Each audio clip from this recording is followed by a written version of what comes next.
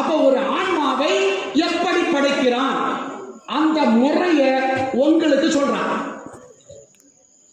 புரியுதா? வேற எதுவுமே இல்லை. அப்போ அங்கே சொல்லிவிட்டு 6 தரம் நம்மை அகமைத்துக் கொண்ட சடம் பேர் பெற்றதில்லை. 6 தரம். தரம்னா என்னது? தரம் என்றால் அதாவது குவாலிட்டி. 1வது தரம், 2வது தரம், 3வது தரம், 4வது தரம், 5வது தரம், 6வது தரம் அப்படின்னு சொல்றேன் இல்லையா?